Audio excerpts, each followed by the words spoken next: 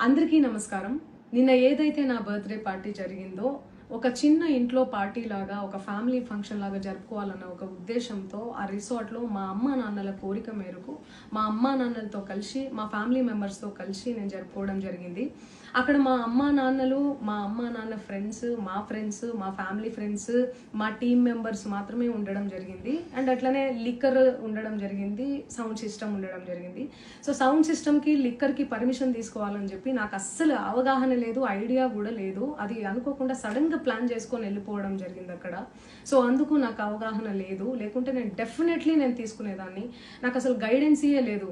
ఎవరన్నా గైడ్ చేసినా కూడా నేను పర్మిషన్ తీసుకునేదాన్ని, లేకపోతే నేను ఎందుకు ఇలా తెలిసి చెయ్యను కదా. సో ఇదంతా ఇలా తెలిసి అయితే నేను తప్పు చేయలేదు, తెలియకుండా ఇది జరిగిపోయింది. అండ్ అక్కడ లోకల్ లిక్కర్ తప్ప అసలు వేరే ఏ ఇతర పదార్థాలు, మత్తు పదార్థాలు కానీ వాడడం అసలు జరగలేదు. అక్కడ దొరకలేదు కూడా, పోలీసులు సెర్చ్ చేసినా కూడా.